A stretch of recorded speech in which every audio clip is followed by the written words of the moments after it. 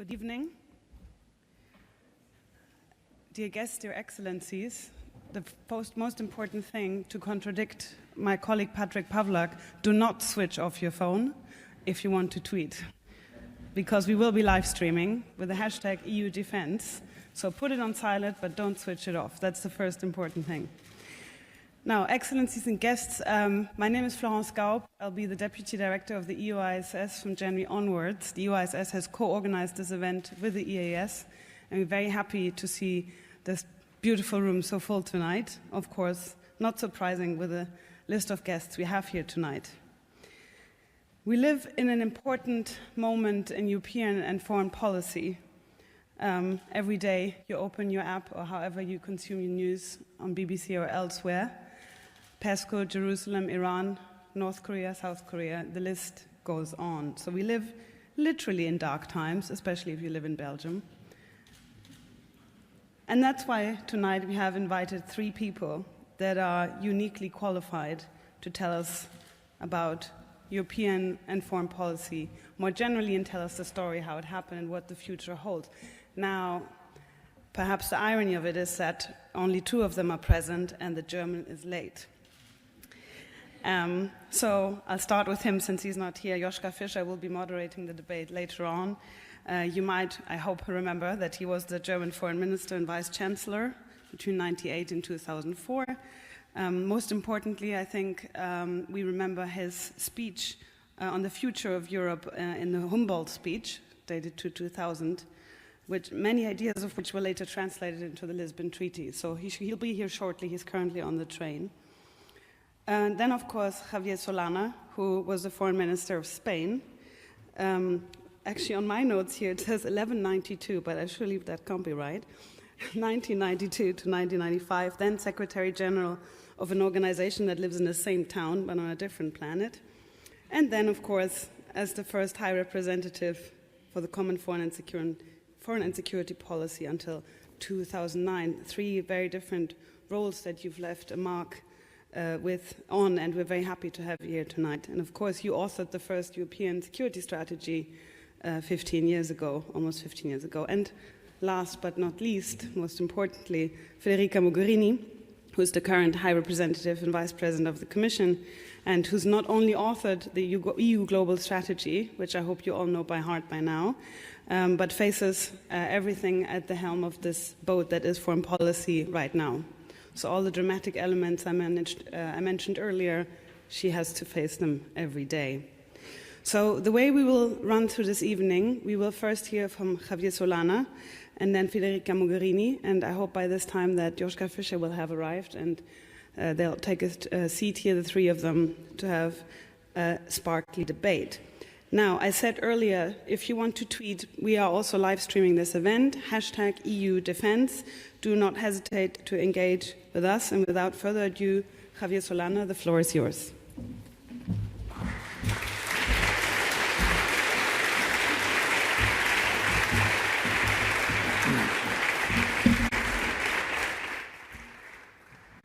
Well, thank you very much for the invitation of the Institute, which I've been very close to the Institute also. So it's a great pleasure to be here. It's a great pleasure to be in Brussels again. It's a pleasure to be in this wonderful library where I spend many hours preparing for meetings and trying to look into the fantastic books which are here. And for me, it's a great pleasure to be back and invited by Federica. I can follow her work, and I have the sentiment that something deeper than what we thought is joining us from a line which probably is not physical, but is spiritual and moral in any case. I think that the times in which I started to take the discipline of starting to create a foreign security policy in the European Union, it was a moment very different than the moment of today. But it was always a moment marked for some needs for the European Union to get more engaged and more involved in security and foreign affairs. remember it was the times of the Balkans War, the difficult times in which the borders of the good capitals of the old Europe started a crisis that we never expected to be of that dimension. And it was such a wake-up call to everybody, particularly to the members of the European Union and for NATO, that we could not avoid to respond, and to respond positively. We did our best. Not everything was perfect, but in any case, I think we tried to resolve a problem. We were very deep. We didn't know they would be so deep. And as you know, still we have things which have not been resolved from those periods of time. But apart from that, I think the situation around Europe and in a wider world, it was very different from today. At that time, the United States was, the president was Clinton, and the Secretary of State was Madeleine Albright at the moment.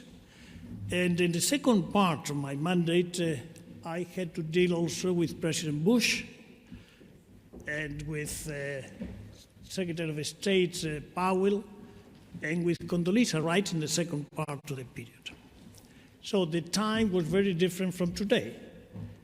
In Russia, we had a very good relation. It was at the beginning of the last period of President Yeltsin and the beginning of the first President Putin. In fact, when I left, still was President Medvedev. So we really have all these changes in the time, in our horizon. But I have to say that for me, for the times, the really happy times, for the work what I could do, and for the type of people that were helping me. I have to tell you that never I found in my life a team of people that are around me of the caliber that I had at that time. So that means that Europe, when decided to move forward in this direction, it really chose to send people of a great caliber that still many of them are having important positions in the world of today.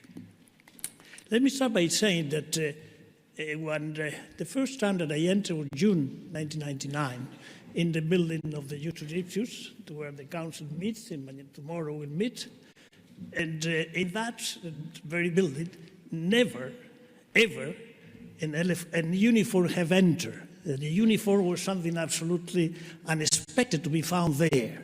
So the very shock is that sometimes suddenly you start to see military uniform in the elevators and things like that. It was a shock for some of the old-timers and a blessing for those who wanted to get moving on into the foreign and security policy. But historically, I think the moment that we have to start thinking about the first push, I think we have to go to a little bit before I arrived. That was the time in which the famous meeting of Saint Malo took place. The meeting of the French and the British at Saint Malo that really created a sentiment that something was needed and a commitment that something had to be done. And something that had to be done much more determined and maintaining the relationship with NATO, the membership of NATO, most of the members of the European Union. But if you read the declaration of Saint Malo, it begins to say something of the possibility with time for operations we were led by the European Union. And that was from the very beginning. It took a long time until that was recognized in a legal manner. But I think that from the very beginning in that meeting of Saint Malo, that was there already. Then, as you remember, we had to debate in 2000, when we started, we had to prepare everything. Nothing was in place. We had to create the organism, the council that was in charge of controlling or surveying what new security and foreign affairs elements of the European Union would be, was the COPS, which still is alive, but it was created at that time, and it was very interesting. It was the people that were sent to the COPs at the very beginning, they were very highly qualified ambassadors.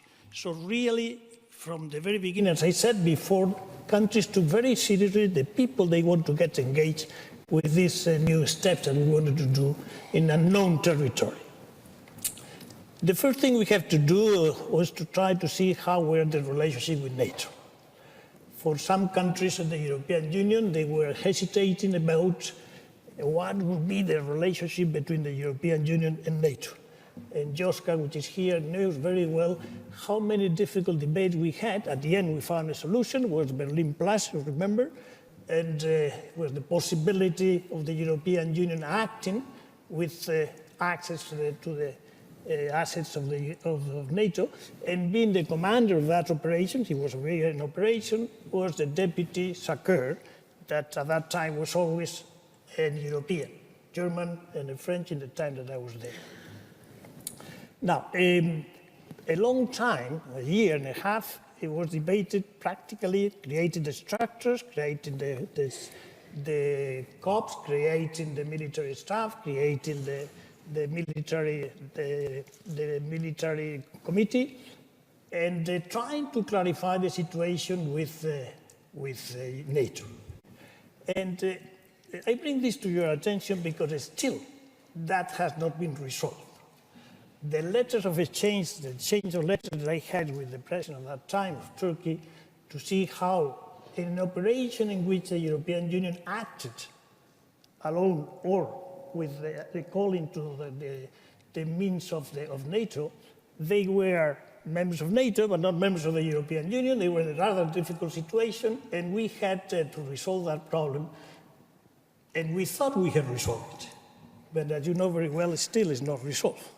It still is not resolved. The understanding of those letters exchanged suddenly became a different interpretation of the letters by our friends from Turkey, and still we don't have resolved that problem. The many problems we have related to that not being resolved.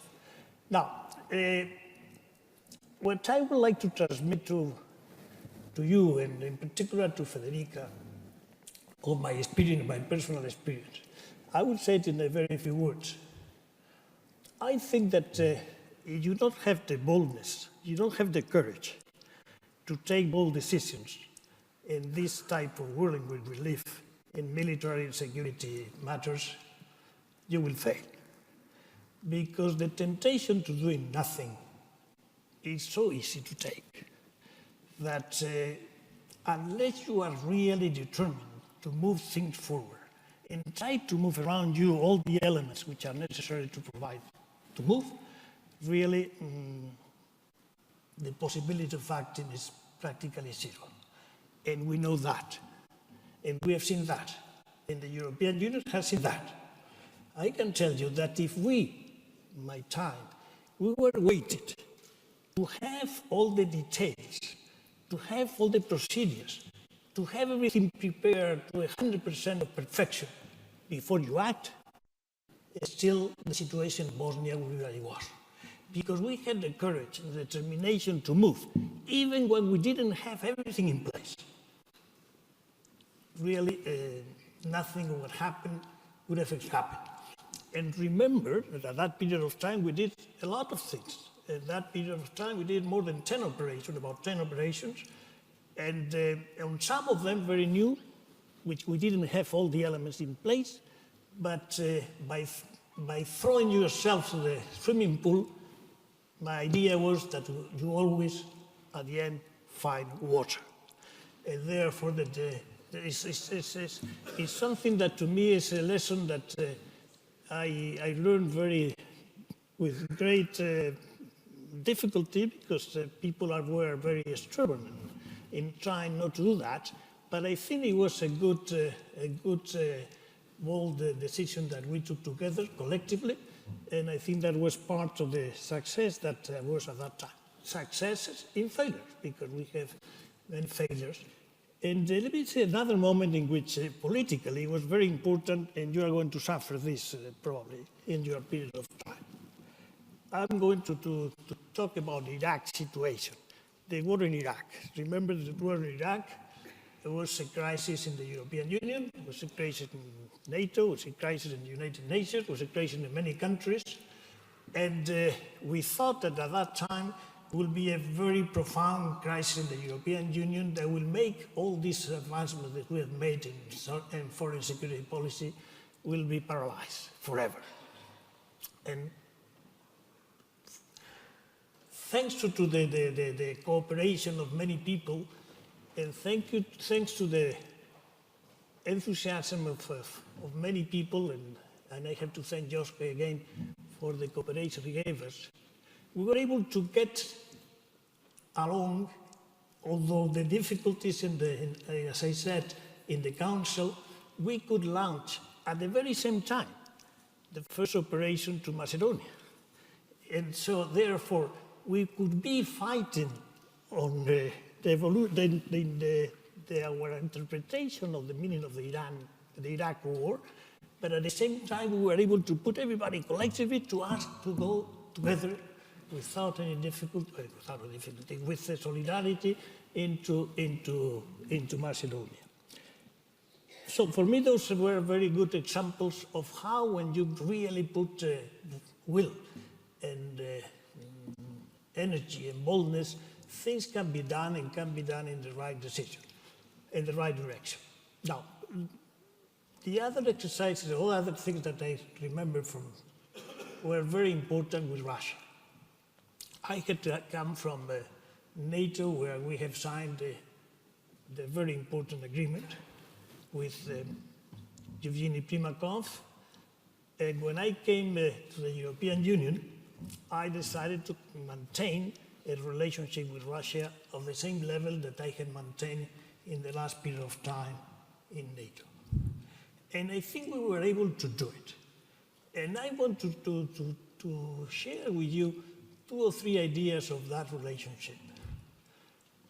At that time, the Primakov was foreign minister, but really the foreign minister was with us more time was Igor Ivanov, which still is part of the diplomacy of the Russian Federation, important man, but now is no longer a member of the government. But I remember that we talked in a lot of, we had the NATO Russia Council, and we tried to create something similar with Russian friends. But 2 moments in which I remember very vividly.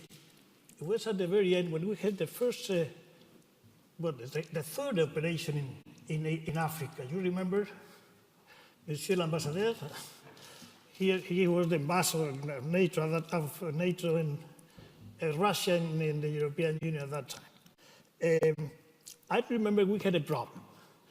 We had a problem with Chad with the lack of helicopters. We have helicopters, but we didn't have crews. And when we have crews, we didn't have helicopters. And we really needed helicopters. And I remember one day, and after a meeting with already Lavrov, who was minister, and I said, well, we need a couple of helicopters or 3 helicopters.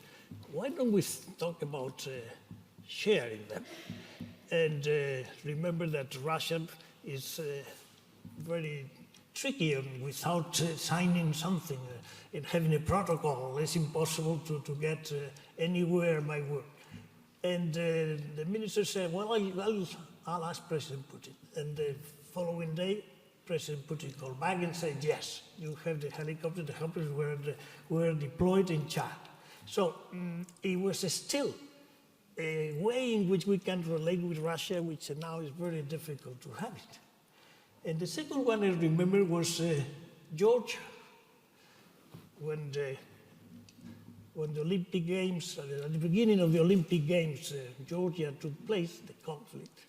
And having in Beijing, as it were, most of the leaders of the world, unable to stop that conflict, being there, and it had to be the end of the games, a conflict that lasted much more than we expected, but at the end, we had the possibility to be called by President Medvedev at the time, And he asked, if you deploy policemen to get care or to take care of the border, we will withdraw our troops.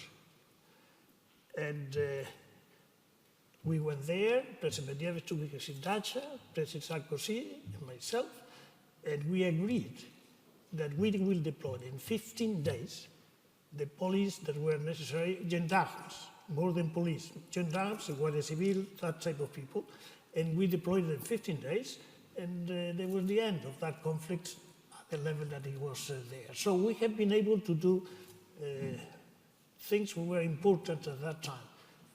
Unfortunately, today we are not in that situation. But to come back to the end and let the High Representative Mogherini to address you, I want to say that the European Union today needs to be much more active. And I go back to the first word that I said, is political will. What is needed is political will. If there is will, the means are there, the capacity is there, the organization is there, and more than ever today, because the High Representative of today has much more means, much more authority than ever I had. Therefore, I think that this is possible, and I will ask Federica to keep on working. I think she's doing a fantastic work. It's very surprising, I mean, to see what has happened in months. The year in which we are living today, it's fantastic. Tomorrow we'll have an important decision on the Council. A few months ago, we didn't expect it to be so rapidly. Really, we have an opportunity of great value. So I hope very much that everybody who can help Federica Mogherini and the team which is around her, so that all these ideas which are already on paper become a reality. And I wish her all the best, Federica. And I hope that it will be another line that after a period in which we have been resting a little bit, we will keep on moving on the European Union. A world, as I said, is very different than the world in which I lived. Thank you very much, Federica, and good courage.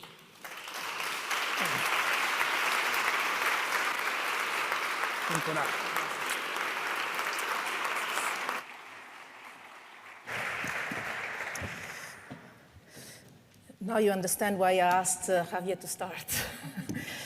Well, first of all, muchas gracias, Javier. Vielen Dank. Joschka, I have to say I'm flattered and honored to be with the two of you today and with so many of you today, somehow celebrating the historic steps the European Union is finally taking on security and defense. And looking also at the way forward. As our titles say, building on vision, that was your vision, delivering, and that's what we're doing, and moving forward to action. The vision was delineated in the 50s by the same founding fathers, and I stress here fathers because no woman was sitting at the table at that time, who signed the Treaty of Rome exactly 60 years ago, giving birth to the most successful regional integration process in the history of the world, our European Union. Several decades and a few bumps later, some of which I believe Javier just mentioned, the vision came back with the Lisbon Treaty that was signed exactly 10 years ago today. We didn't plan it. It's one of those lucky coincidences that helps the symbolism of a message go through. Because on the 13th of December 2007, the heads of state and government of the member states of our union, still mostly fathers, but things had started to slightly change at that time, not too much. I think it was one woman at the table that is still around at the table. They agreed to work, and I quote the Lisbon Treaty, on the progressive framing of a common defense policy that might lead to common defense. But I also decided to provide our union with the tools to deliver on security and defense. But as we know, history is never linear, And the potential of the Lisbon Treaty was not fulfilled for 10 years, a decade. The financial crisis came just after the Lisbon Treaty was signed. And the main focus of Europeans, both citizens and leaders, moved to economic and social priorities, and probably rightly so. Now, when I started my mandate 3 years ago, it didn't look like a good moment for relaunching the process of European integration, including on security and defense.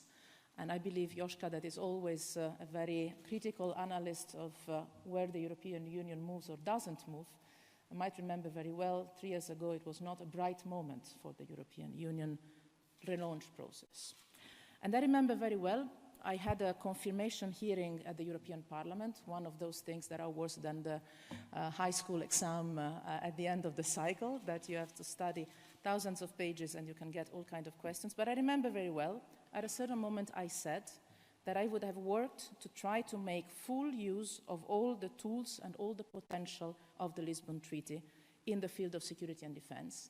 And I remember very well the reaction. Many replied that the political conditions were not there and that it would have proven to be impossible, as you were saying. Well, let me quote a great man of our times, Nelson Mandela, that used to say, "It seems always impossible until it's done." And today, exactly 10 years after the signing of the Lisbon Treaty, it's done. People thought that it was not possible to achieve that. And here we are. We just took the most significant step ever taken towards the European Union of Security and Defense. We made it. On Monday, I chaired the Foreign Affairs Council that adopted the decision to establish a permanent structured cooperation among 25 member states with, together with that, 17 concrete projects already identified. And tomorrow, we will celebrate, together with the heads of state and government, this historic moment, achieved, as Javier mentioned, thanks to the hard collective work of many extremely qualified, dedicated, committed people. And I believe Donald Tusk, who signed the Lisbon Treaty for Poland, and Jean-Claude Juncker, who signed it for Luxembourg, will certainly share tomorrow this strong feeling of pride for what is somehow a mission accomplished for the Union, and what was not a given at that time. And it is important for me personally to share this moment in particular with you, Javier, because if we are here today, it's also thanks to the seeds that you planted as the first High Representative of our Union. And this is why it was so important for me to have this moment between the decision we took at the Foreign Affairs Council and the celebrations tomorrow with the heads of state and government, to look at our history, recent history, where this comes from, so that we can build on this for the future steps. If you allow me a personal anecdote, I remember very well when I came to see you, Javier, in Madrid. It was the very beginning of my mandate, probably the first weeks. We had a very nice, very early breakfast together, and I asked for advice. And you told me to be ambitious and pragmatic, to aim high and not to stop when people around me would have told me it's impossible, it was never done, or the political conditions are not there. If we are here today, it's also thanks to that advice you gave me and that I dared to follow. We made it, I think, for 3 reasons. First, what was an aspiration and a possibility 10 years ago has become now an undeniable necessity. No member state can provide security to its citizens alone. In the face of unprecedented and chaotic proliferation of conflicts, confrontations, crises, new kinds of threats, the list is long. Only through our union today we have collectively the tools to respond to our citizens' security needs and also to our partners' expectations, because around the world our partners identify the union now as a credible security provider, not just as a market or a trading partner. This is clear today as it was not clear in the past. And this is also thanks to the work that has been done in these 10 years. And this is why 3 out of 4 EU citizens favor a common European defense and security policy. What was a vision, today is a necessity. Second reason why we made it is that I followed your wise advice. Ambition and pragmatism. And I decided, and that was subject to long discussions, but we decided immediately not to reopen the ideological debate, for instance, about the European army or about a single European defense minister. And we decided to set the goal, using the full potential of the treaties, high, the highest. And we identified the small, huge, concrete steps that would have led us there, and it worked. Third is that we worked in team. First of all, inside the institutions. And here I would like to publicly thank all those that have worked in these months, 1.5 years now, with remarkable professionalism and dedication, and I have to say, at a speed and a pace that has at times gone beyond the physical challenges of survivor. And I would like really to thank them. But also we managed to do teamwork among the institutions. And all of you that knows the Brussels bubble, which means everybody in the room, I believe, know that this was the main challenge from the beginning. Never before, on any of our policies, we have seen such a convergence and synergy between the different institutions and services.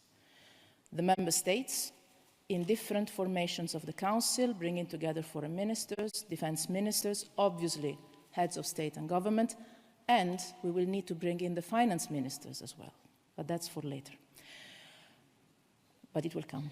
The European External Action Service, the EES, that has accompanied and shaped the entire process, the European Defence Agency, the military staff, who is around in the Council, and not only in the Council, much more now than it used to be, and for the first time ever on defence, the Commission, bringing together not just the traditional external action commissioners, but mainly the economic, financial and industrial portfolios to create the European Defence Fund that will support the permanent structured cooperation projects. And I would like here to thank Jean-Claude for his constant support and leadership for this. This is probably, I would say, the best way to celebrate and honor the Lisbon Treaty. Exactly 10 years after, the double hat of High Representative for Foreign and Security Policy and Vice President of the Commission has proven to be not only possible to wear, even if physically any woman, and I think also every man knows that wearing two hats is a bit complicated, aesthetically probably not the best idea, but in this case, possible to wear, more than that, indispensable in order to deliver. Actually, we always refer to two hats, but they are three, because heading the European Defence Agency also is a key asset to support this entire process. And without these three hats, without that, we wouldn't have made it. So I'm often asked if my role is not an impossible one. I can tell you it's perfect. Without the provisions of the Lisbon Treaty on this role, we wouldn't have achieved these results. And maybe this is something to keep in mind for other policies as well. So, what we have achieved in these years of work. Today, we can research together the technologies of tomorrow in the field of defense and develop together our defense capabilities. We can buy together to ensure that we have all the capabilities we need and also spending efficiently.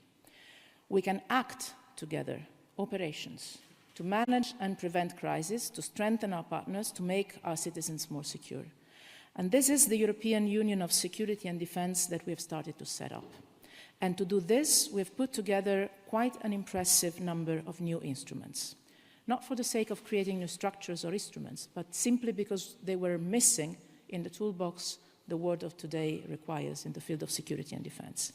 First, we created last spring the first ever command center for our military training and advisory missions. Second, we brought our cooperation with NATO to a level that was never experienced before. And let me add that I'm particularly glad that we can continue to work with Jens Stoltenberg for the next couple of years, as his mandate has just been extended yesterday. Third, we have set up a European Defence Fund with the Commission, not to militarize the EU budget, but on the contrary, to help member states spend better by spending together. And of course, we have activated a permanent structured cooperation on defense among 25 member states, ambitious and inclusive. And let me say, together with myself, or apart from myself, the 4 defense ministers who started the process on the member state side are all 4 women, so times are changing also on this. 25 European countries have committed to join forces on a regular basis, to provide troops and assets for the missions we agree together, but also to speed up their national decision-making, to share information, to work on a common funding of our missions and operations. And the work has already started very practically, as I was saying, with 17 projects for concrete cooperation. These are very practical programs. They will facilitate cooperation between armed forces, fill some crucial gaps in capabilities, make defense spending much more efficient. I would take only one example, the defense industry. We have great expertise in Europe, great companies, including small and medium great companies, but our industry is too fragmented, definitely too fragmented.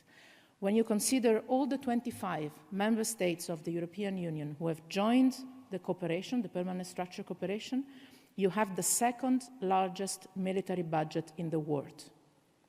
But as long as it's fragmented, it's not the 2nd one. It's 25 different ones.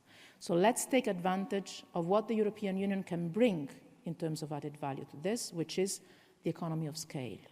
Do things together, spend together, invest together, buy together, act together. As you see, the possibilities of the permanent structured cooperation are immense.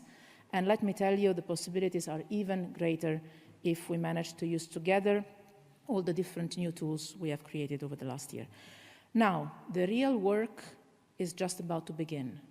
Today, tomorrow, it's a bit of a celebration mood, which is, I believe, understandable, because we have achieved more in this last year than we achieved in decades on security and defense in the European Union. And we can celebrate, and we should celebrate, because also we need to recognize when the European Union makes something good. We tend to always to underline the deficits and the difficulties. But most of all, we are ready to go back to work with the same determination, the same ambition, the same pragmatism that has brought us here. So let me point at 6 ideas on which I believe work that lies ahead can be important, and on which I will submit proposals in the coming weeks in the institutions. First of all, action. Our work to develop collective capacities and new instruments cannot be an end in themselves. What matters is if they provide a real contribution to our security and to peace and stability in the world. We could now work, for instance, at the finally possibility of deploying a battle group in crisis theaters where it is needed, exactly 10 years after their creation. Full use of our instruments, not for the sake of using them, but if and when it is needed, and given the state of the world today, something like this can be useful in many different places, always in the European way, meaning at the service of peace and development. Second, we need to equip ourselves with the means and resources to live up to our new joint ambition on security and defense.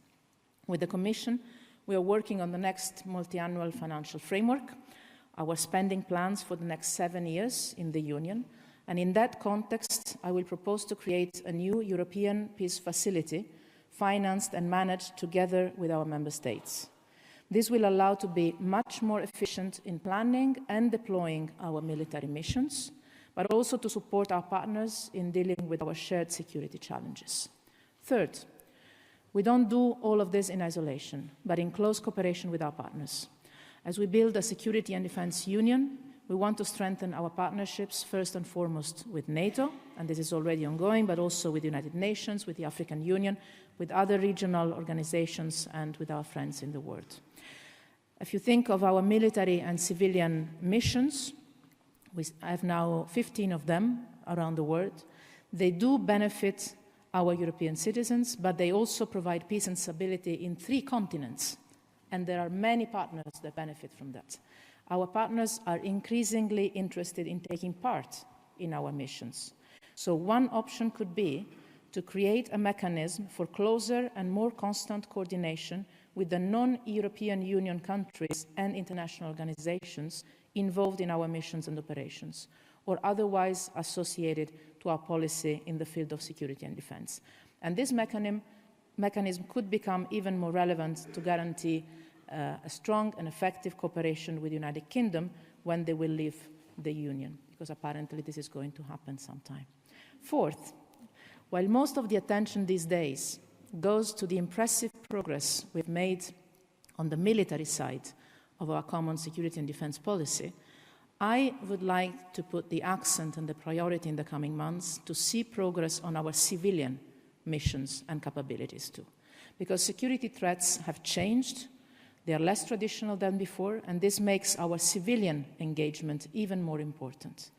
If you think of the work we're doing to help, for instance, our partners in Iraq to build a strong state with professional police forces, or think how important the criminal justice system has become in dealing with the terrorist threat, this careful mix between military and civilian actions is what makes the European way unique and what makes it indispensable, impossible to replace. Fifth, with the multiple complex initiatives we have launched in the area of security, there is more than ever a need for coherence and coordination.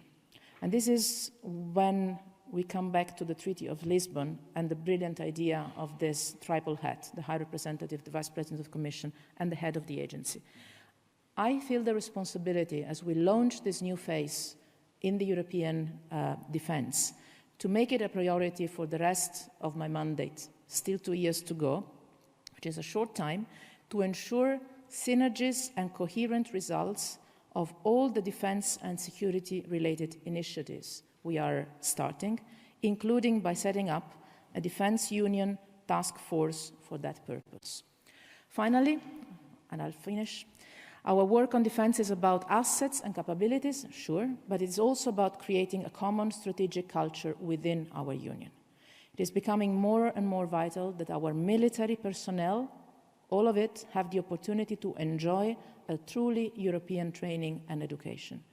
We already have set up a military Erasmus and the first European training centers, from hybrid threats to tactical airlift, and I visited them. Some projects in the permanent structure cooperation will also focus on training. So the work continues, ambition and pragmatism, step by step, vision and action. And I would like to be very sincere with you. I wish we wouldn't need to be talking so much about security and defense. I wish the world around us would be less chaotic and much less confused. I wish there were more rational, more wise and cooperative forces in our difficult, confused and dangerous world. Unfortunately, we don't get to decide the kind of world we live in, but we can choose to try and change our times in an ambitious and pragmatic manner and step by step. And I believe we started to change our union. Think of the mood in and on the European Union exactly 1 year ago, 1 year and a couple of months ago. It was all about crisis, crisis, crisis, crisis. Most of the ones that were writing comments and talking in the bar were believing that we were entering the beginning of the end of the European Union. And first and foremost, we were facing ourselves a crisis of lack of self-confidence. I often said, if you allow me an unusual parallel, the year when the European Union was turning 60, it seemed that we turned 16, and looking at ourselves in the mirror, looking at ourselves as ugly, the life is awful, and everything is going wrong. While we're strong, people around the world look at us as a point of reference. Look at now. After 1 year, 1 year and a half, the mood in and around Europe is completely different. And we have achieved now more than we have achieved ever in our history on security and defense. And just a few months ago, everybody was saying this was not happening. Here we are. celebrating the most impressive common achievement to build a union of security and defense. Being, and we're seeing this from Jerusalem to Iran to Africa, and I could continue, being a strong, reliable, cooperative, wise, calm, rational, indispensable point of reference for many in the world. I would say a cardinal point, a compass in this confused and dangerous world. And I believe that we have shown that change is possible and we can be the drivers of such change. And as Javier has always said, we've done it the European way, and we will continue to do it the European way, with all the wisdom, the ambition, and the pragmatism that has led us here. Thank you very much.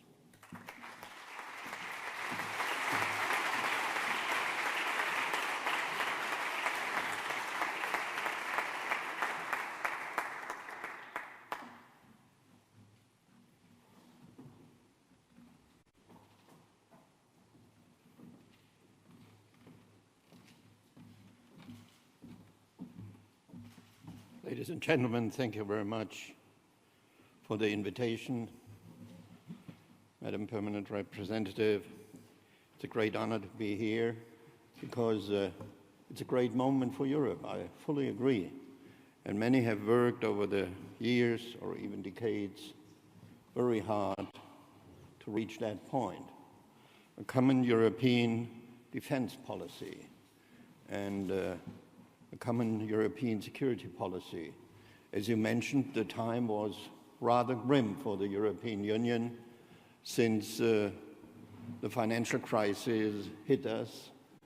And we shouldn't forget the very beginning of the idea of that the EU must move ahead for a European-wide defense and security capability was the return of hot wars in the Balkans. This was a shock, at least for our generation, Javier, and that war and terrible atrocities came back. And I must confess, I followed very closely the trial of Karadzic and Mladic in The Hague, and I must confess, I had a strong feeling to be satisfied that justice was done at the end. I think this is also a very important contribution to peace and security, and not only European but Western values, at least as we understand that. So this was the very beginning, and it was also the experience of our weakness in this moment, that we couldn't act according to our high standards for human rights, protecting innocent people. And at that time, there was a religious, almost religious debate, Javier mentioned that, between EU and NATO. Is it allowed that a NATO member enters the sacred house of the Council, yes or no? Can we cooperate? These were strange debates at that time, and nowadays it seemed to be history. I think this is a tremendous progress. From that point of view, I can only congratulate you what was achieved now. If you look to the situation, we are, at least this is my reading, in a moment of change. Order, the world order is changing. And of course, Europeans must make up their mind what will happen to us. We have war in eastern Ukraine. We shouldn't forget the Balkans. This is a European challenge, and we shouldn't fool ourselves. Everything is still in place there, that when our promise we made to the states and the people of the Western Balkans that one day, if the conditions are met, they will be also part of our European family. If this promise would lose credibility, my personal view is that the crisis will be back immediately. Therefore, I think we shouldn't forget the Balkans. Unfortunately, the relationship to Turkey developed in a way which I deeply regret, because I think Turkey is extremely important for peace and security in Europe. And then the Middle East.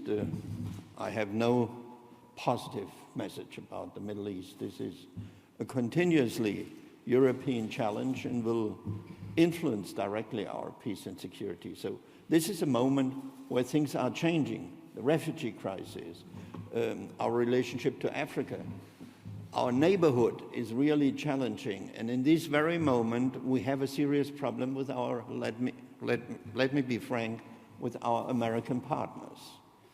I never thought that it would be possible that an American president would question the transatlantic relationship or the security guarantee, but it happened. And therefore, I think it's the right time for the Europeans to move ahead and increase their own security capabilities and the solidarity between the member states of the EU. It's, in a certain way, maybe a little bit sad that we needed Donald Trump to give us a kind of boost, but whatever. The outcome is the right one, I think, and therefore it will be celebrated tomorrow, I think, correctly by the Europeans. We will face a reality which, from my reading, will be rather grim. If you look to our neighborhood, this is a really challenging neighborhood. Compare the neighborhood of the United States with the neighborhood of the EU. Then you will see the difference immediately. But I agree fully, Madam High Representative, what you said. I'm not an expert in military. I never served in the military, to be honest. Me neither.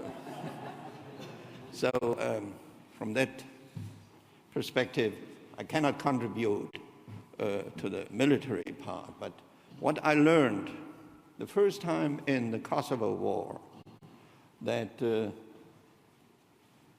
every military action, every military mission needs a political strategy, needs political goals.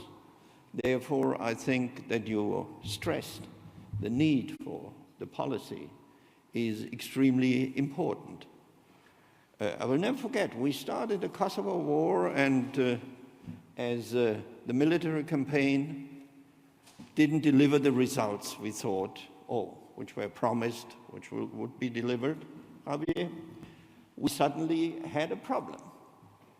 Where is the political plan? And there, I think the Europeans acted very promptly. And the second experience was after the Iraq War and the rift which was created between the Europeans.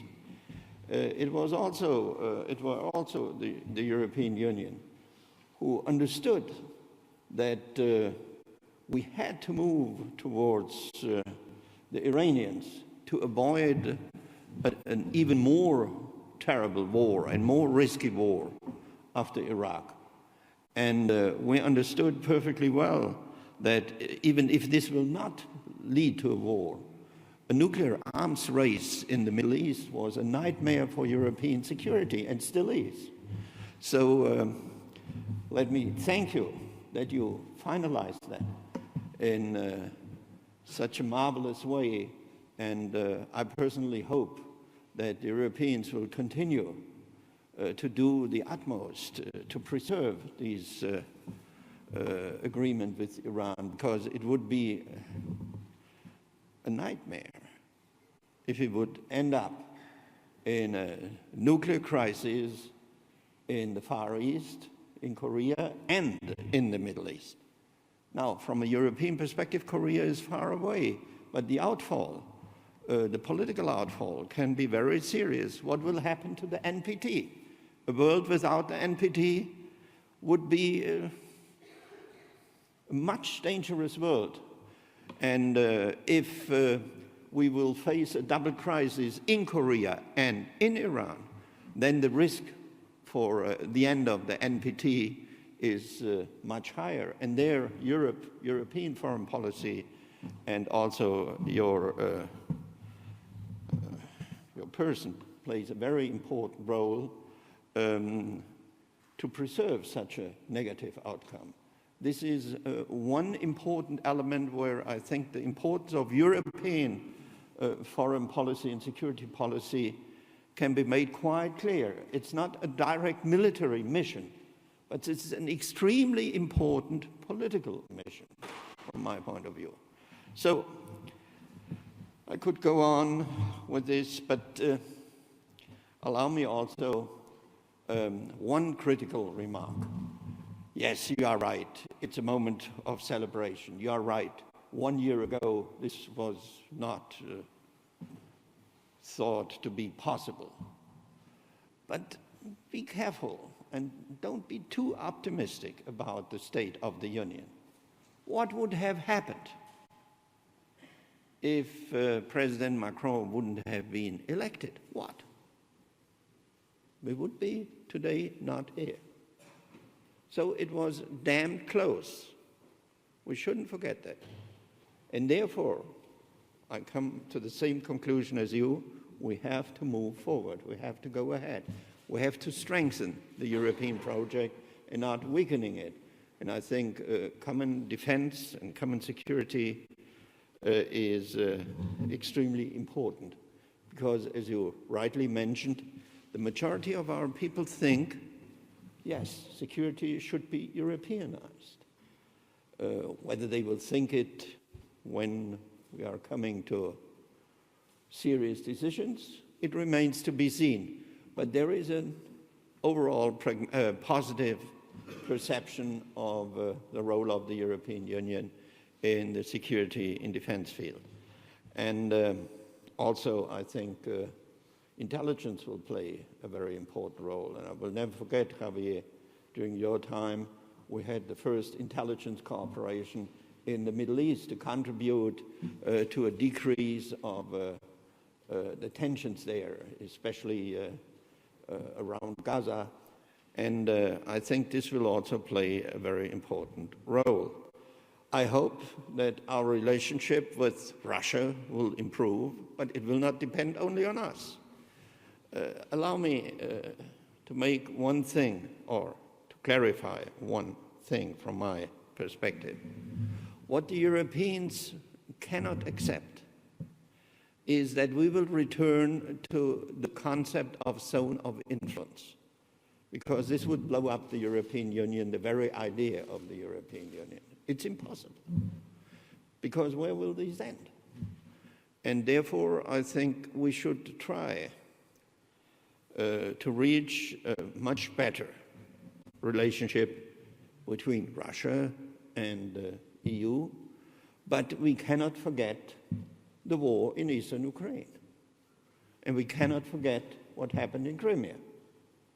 So based on this realism, I think, we can make progress. It needs patience, understanding from both sides, and the will to move ahead. But I think for Europe, this will be also extremely important. So we are in a situation, you mentioned the 16-year-old looking in the mirror. It's a very good example, because given the recent developments within the transatlantic family, and given also the regretful decision of one of our most important members, the United Kingdom, to leave the Union, I deeply regret that. The Europeans will face a situation that we will understand we are not living on an island, definitely not on an island of peace. if we are not investing in security, if we are not investing in foreign policy which really has the instruments to change the situation into a better direction. This can happen now, and I hope that not only the celebration, but the celebration will be the beginning of a new, very dynamic progress, because the Europeans might find themselves in a situation where we will be more alone than in the past. So we have to be grown up very fast. That's the reality.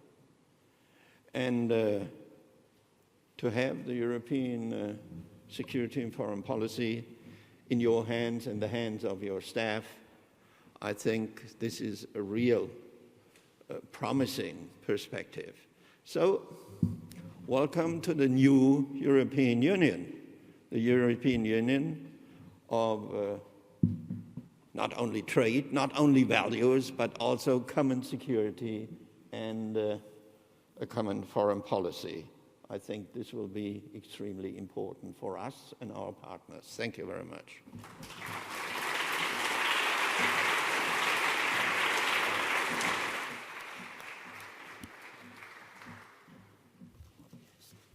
So thank you to our three speakers.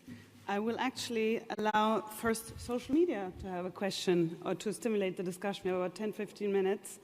A question was raised on Twitter, and I think perhaps Federica Mogherini can answer it first, is how are these instruments actually going to help citizens?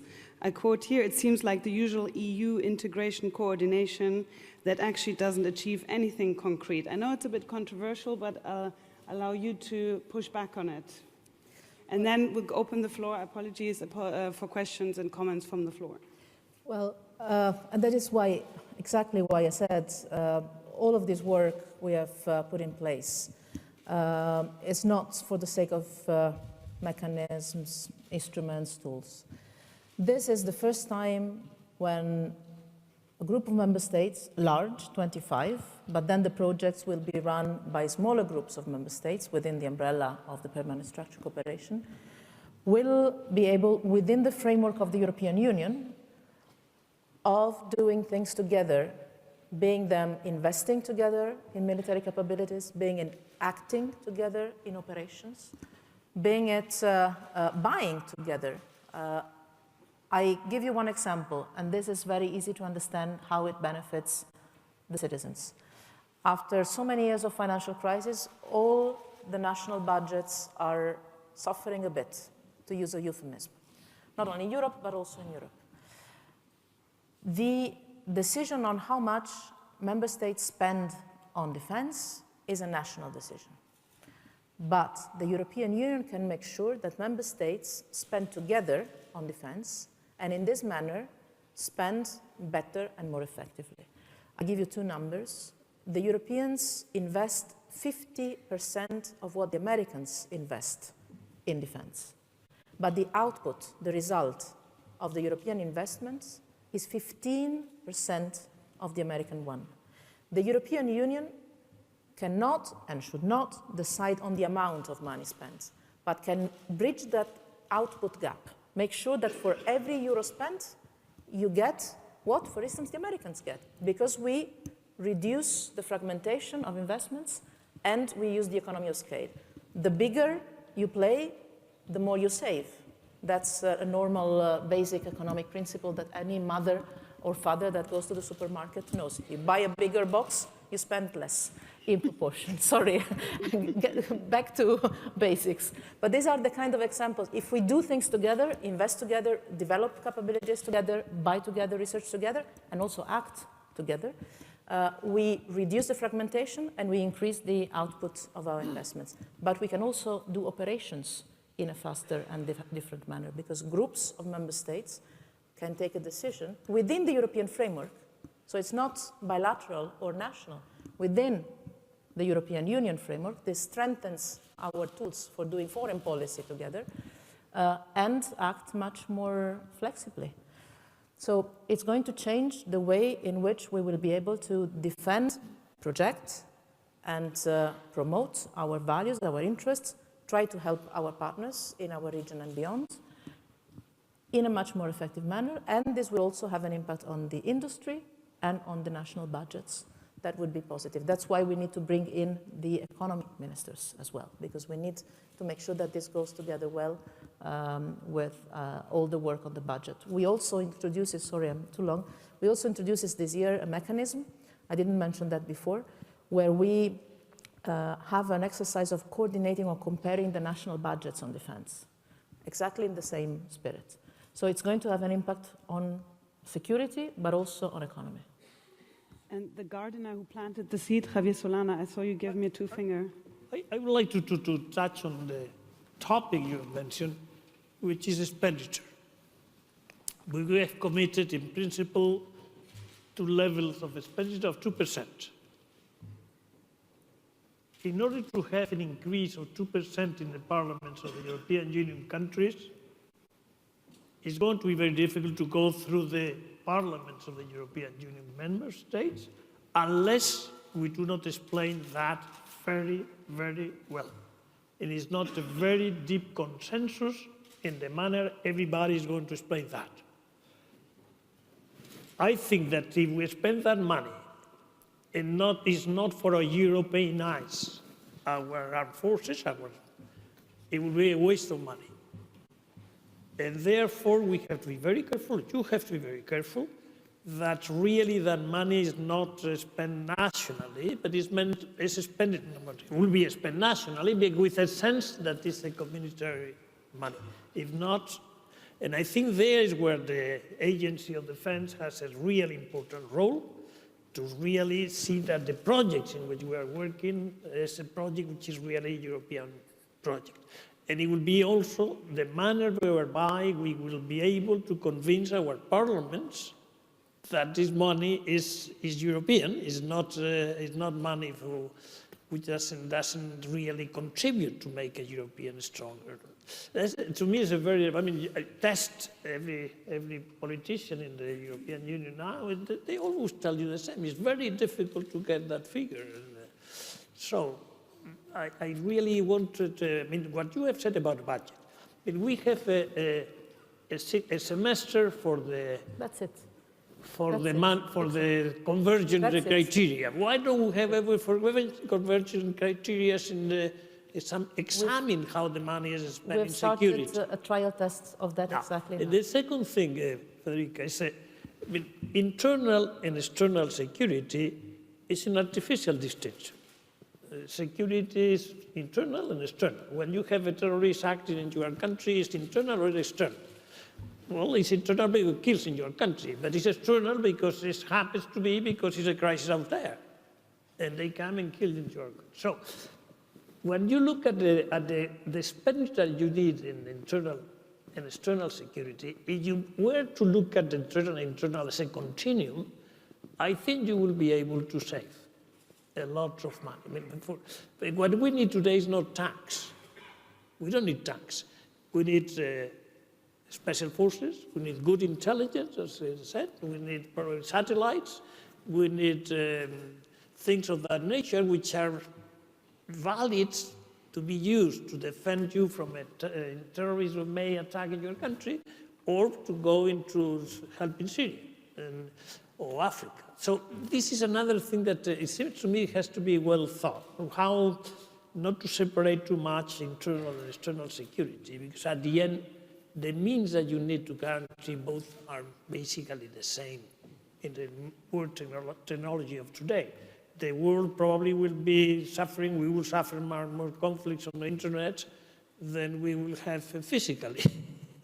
So all these things have to be taken into consideration, I think. So it's very difficult for me because I've seen all these fingers coming up. We'll open the floor now for questions because everybody is very eager. It's not very often that you get this opportunity. Can we have some microphones here? I saw this gentleman here. If you could introduce yourself, keep it short because we're short on time. And if you have a specific person in mind that this question is for, please. Thank you very much. It's a great honor for us to have three distinguished pioneers of European integration. I am the ambassador of Turkey to the EU. Mr. Solana, you mentioned different interpretation of the Turks. I don't think the Turks have a different interpretation. Turks, they believe that the Nice implementation document is not implemented fully. And the Berlin Plaza agreement that we had is not implemented fully. It is not Turkey which is blocking Turkey's administrative agreement with EDA, European Defense Agency, or security agreement with the EU. So do you think that these arrangements are fairly treating Turkey?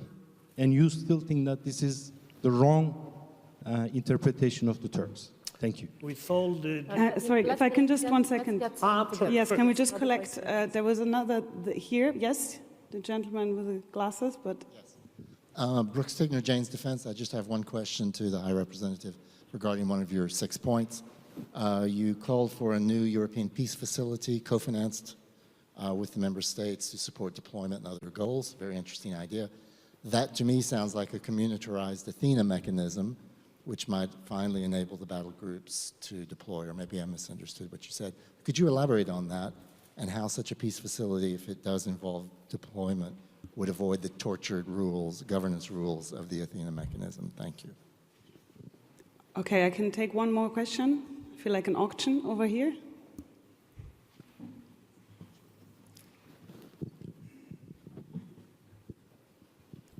Thank you very much. Niklas Nowacki from the Wilfried Martin Center for European Studies. Question to High Representative Mogherini. The EU and yourself as well, often speak about European Union of Security and Defense, but it's not entirely clear what this means exactly, beyond deeper cooperation. What does a European Security and Defense Union mean, and how does it differ, for example, from PESCO and the Common Security and Defense Policy that we have at the moment? Thank you. All right. I think most of them were for you, High Representative. Well, the permanent structured cooperation is exactly part of this defense and security union we're setting up.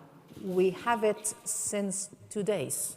Actually, it's a 2 days old baby at the moment, and tomorrow will be blessed in the European Council by the heads of state and government.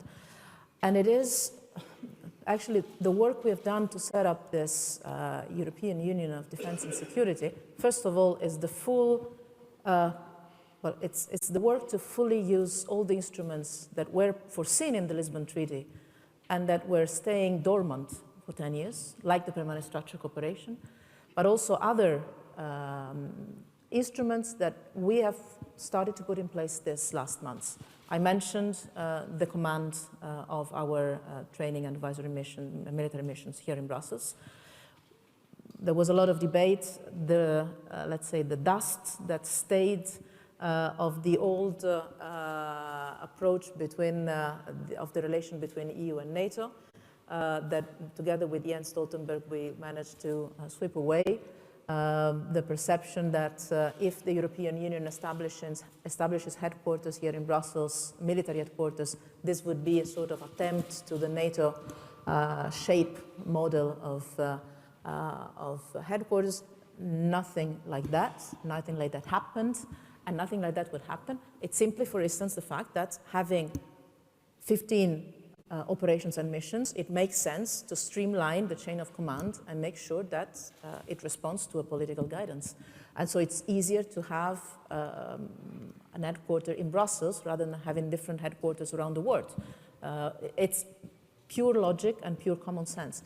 It's the sum of these things. The semester on budgets of defense, for instance. It's a trial run, so we are starting this exactly in this month. But this could lead to major developments to coordinate budget priorities and investments in member states in a coordinated EU manner. Or the European Defence Fund that is going to be established it's already established with the Commission to support the project of PESCO.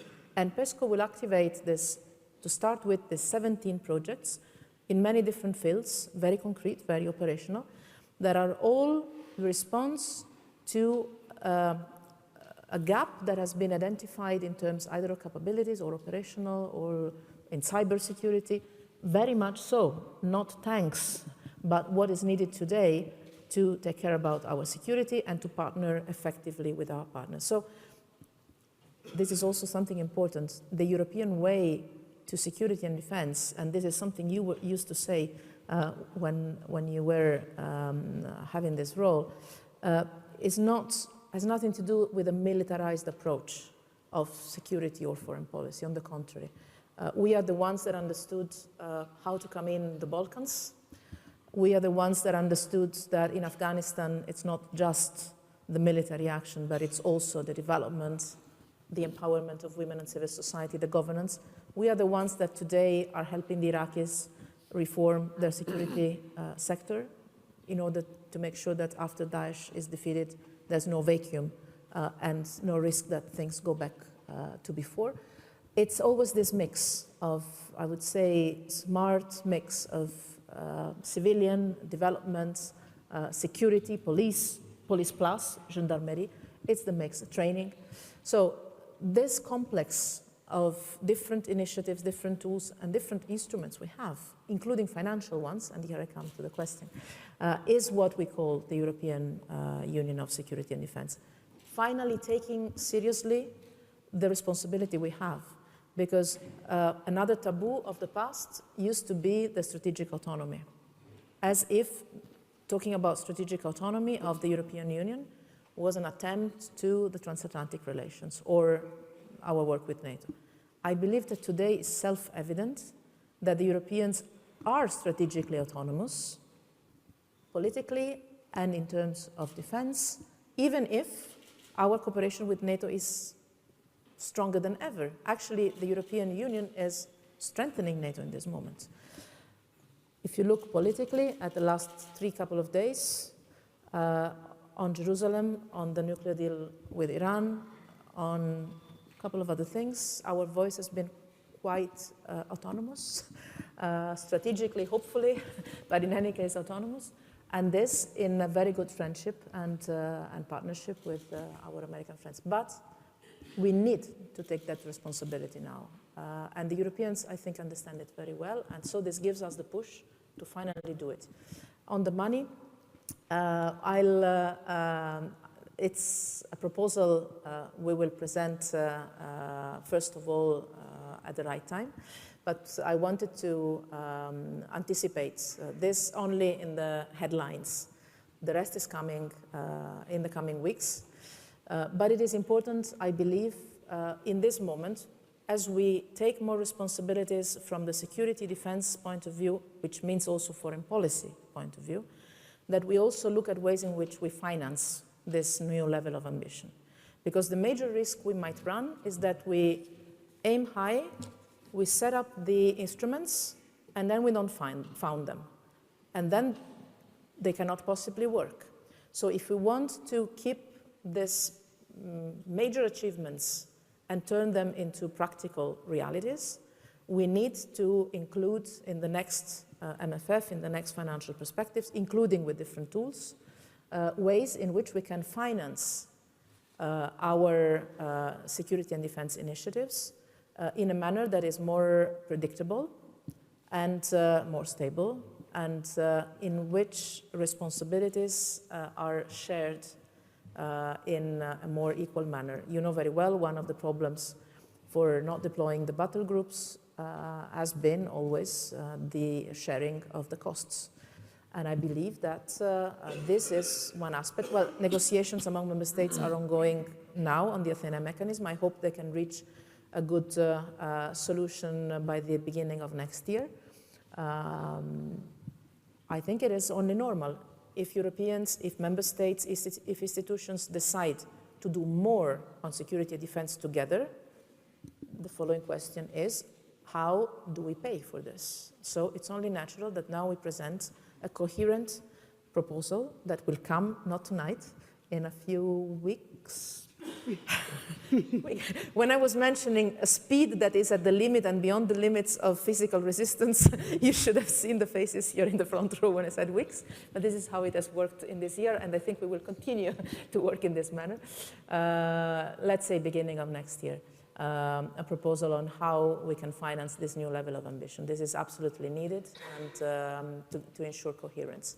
But again, it's not a militarization of the European Union budget. This is very important for me to stress. It's a way to spend more effectively and to help member states spend more effectively. There was a question on Turkey, and then Joschka Fischer, I have a question for you from Twitter. I'll come back to you in a second. I don't want the question about the letter.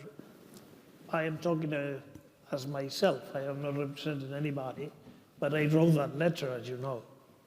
And the interpretation that was given to the letter the day that it was written is the one I defend. And then the situation, therefore, somebody else has to interpret the letter differently.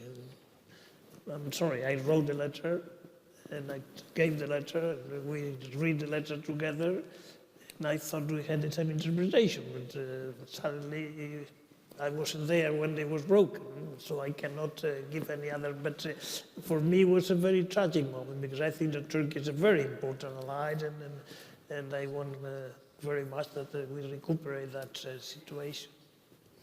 And last, we end on this note, there was a question on Twitter by Amnesty International, and I think it fits nicely what you said, Joschka Fischer, in your speech about the Balkans, namely, what will be the role of human rights? Now, you can't say that from where you're sitting, but you can share your thoughts on how the protection of human rights is part or not, according to your vision of European security and defense. Well, I think the EU human rights are an essential element of missions of the EU, and the rule of law, justice, and human rights are essential. This makes the essence of the European mission. We are not in the Balkans because we have territorial claims or whatever. We are there because we believe in our common values, in the shared values. And we believed also, based on the experience, on the post-war experience of Western Europe, that you need a new framework to overcome the hate, the violence. And therefore, I think the engagement to create an independent judiciary is essential in the Balkans to fight corruption and so on. But it's also very, very complicated. It's a huge challenge. I would say it's an even bigger challenge than military security in the Balkans, because military security is limited also in time and cost.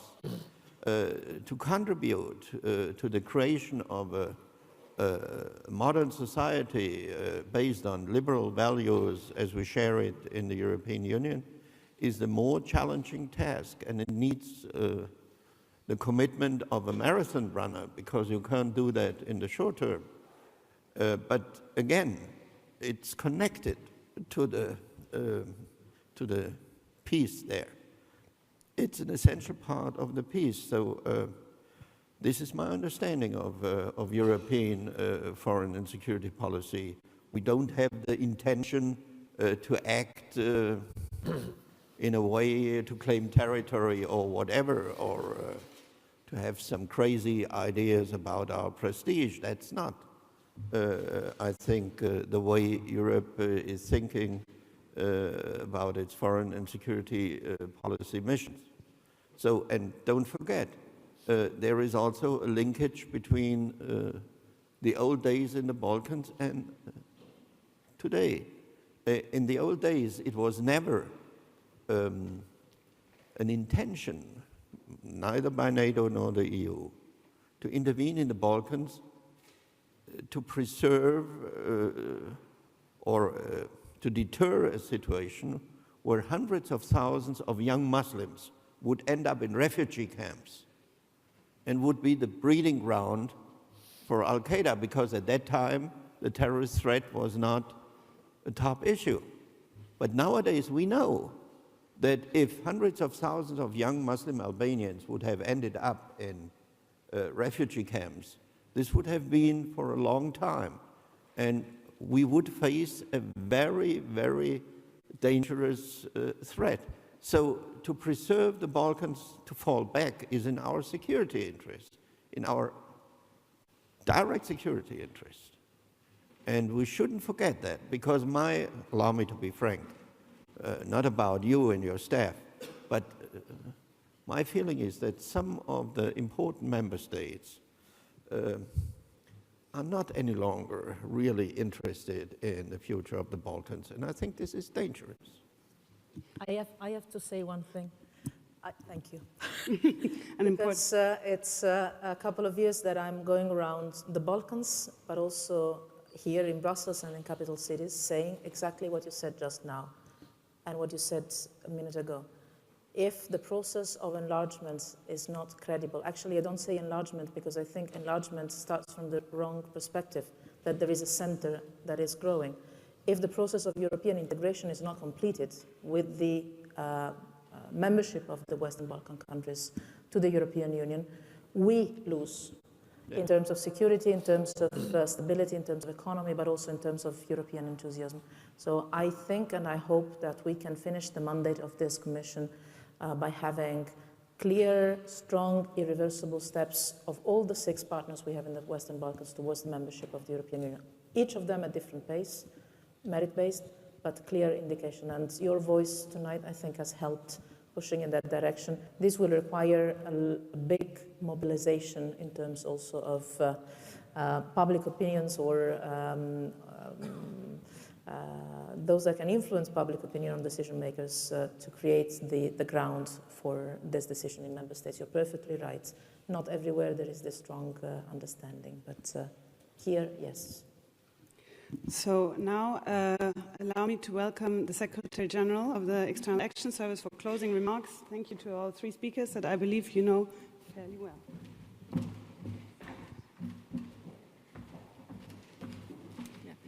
Good evening. I was actually supposed to do the introductory remarks, and I have to apologize, I arrived late, but I was in Vienna for another meeting of the Joint Commission with Iran, and indeed this is another EU project that started with the Europeans, where Joschka Fischer, Javier Solana, and of course now Federica have played a crucial role. But I would have actually really wanted to do the introductory remarks because I have worked for all 3 of you in different stages of my life. And so I want to do a couple of concluding remarks, but also say I think what we have seen is a vision being translated into reality, concrete projects. And if I recall Joschka Fischer's Humboldt speech in 2000, which was not directly, literally translated into the Lisbon Treaty, but it sparked a huge debate across Europe at the time. And then we had the European Convention, and here I have to reveal a secret, if I may. Joschka Fischer at that point decided, against the good advice of his chief of staff, me, to represent Germany personally in the European Convention.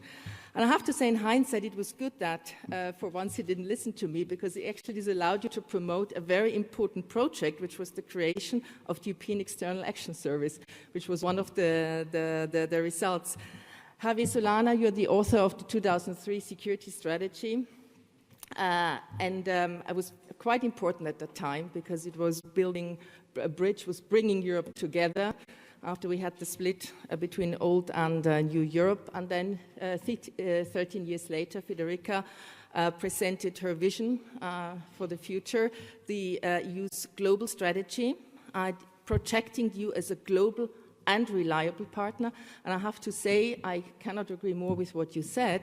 What we have seen, particularly in the last 12 months, is Europe really being in demand because we are reliable.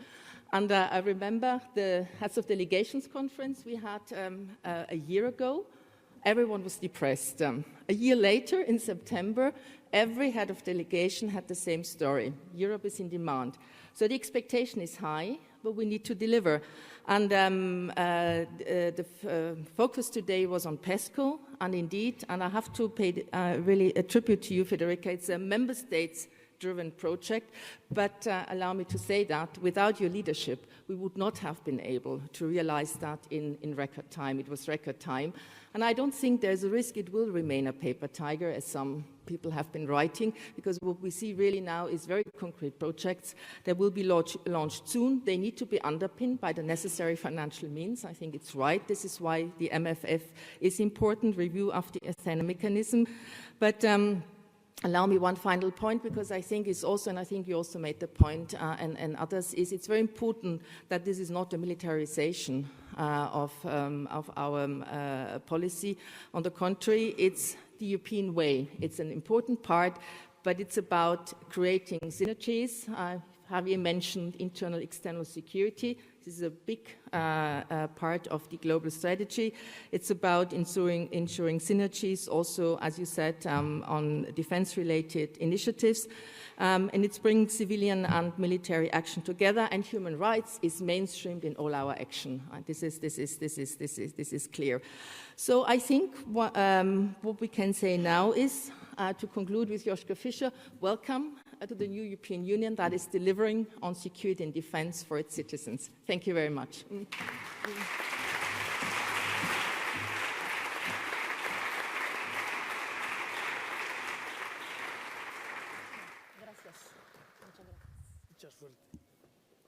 And now the most important part, the drinks. Get drunk. No, this was a joke, obviously. Please follow down here to my colleagues will be guiding you towards the drinks and snacks that are prepared. Thank you all for being here today.